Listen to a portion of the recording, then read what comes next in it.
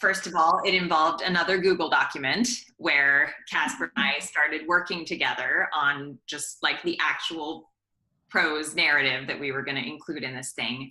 And this I really credit him for. He was very clear that if we were going to do it ourselves, quote unquote, for a popular audience, that it was very important that it be designed, first of all, which you saw that it was, and that it be something that we could distribute in a tactile way, that people could actually hold it in their hands. And that, to Dan's point, of course, requires budget, and it requires a designer. At least in our case, we didn't have those skills. So we were still students. We didn't have money or those contacts. So I think, I'm trying to remember, we may have literally put out a call on Facebook for a designer, and it ended up being the roommate of one of our fellow students at HDS, whose name is Kate Sullivan, who was working, you know, we were helped, I guess, by the fact that we were a little bit older. So we were like, you know, I didn't start divinity school until I was 28. And so there were, you know, Kate, yeah, she was like Sarah's roommate, but she was also like working professionally at a design firm, right? So, but she ended up, you know, she said yes to the project. Of course, we had to pay her. So I think it was, we may have each pitched in like a small amount of our own cash, but we got the biggest check.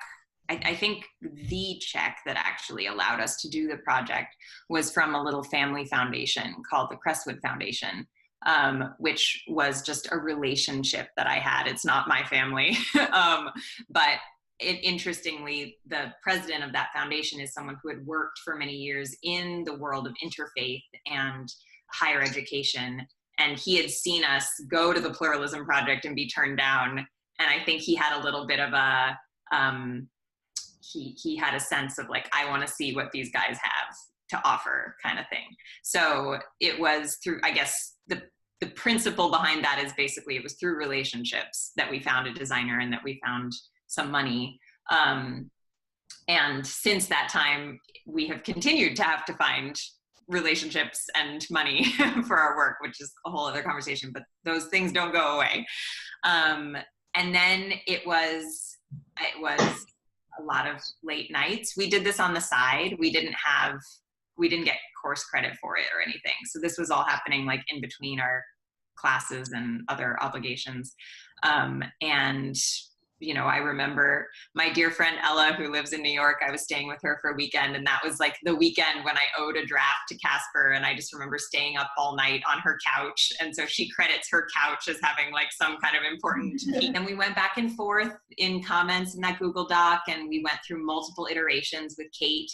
The first time she made the logo of How We Gather, I really didn't like it. Like, it was kind of like a graffiti font. It looked like one of those 80s Dare commercials. I don't know, this is like, you know, so it's that kind of back and forth. It took, every time we've written a report, it's taken probably 3-4 iterations back and forth with the designer. And then we had to source photos from all of the communities for the case studies and get their permission to use imagery from each of their communities. You know, we had our whole bibliography. So we went through and we were just students, so we didn't have much by way of access to like editorial stuff, but I knew somebody who was a retired editor, and she agreed to do at least like a solid proofreading of it. Once it garnered some attention, we had people come back to us and point out typos and stuff. So then we would change the PDF. Because again, it was pretty raw. Like, this was just like, we just didn't know any better. Our later reports have had more serious like editing and revision processes. But yeah, we got Bobby to edit it for us and did a couple rounds of that. I think we asked a couple other people close to us to just give it a read and let us know of any obvious glaring things. But I think part of what made it good was also that it was so raw. It was like, this is exactly what we have to say, you know, and we kind of didn't know any better. But yeah, we got it printed at the Emerson College print shop down in Boston. It was, the first version of it was really ugly. Like the paper they used was really shiny and it didn't close properly. And so we had to do a second run of it.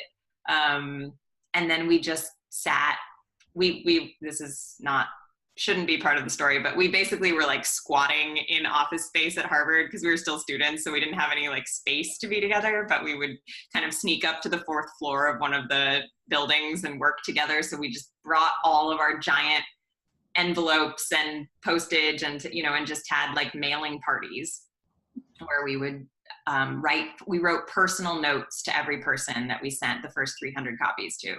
So we would write the personal notes, we'd stick it in the thing, we had to get all their mailing addresses.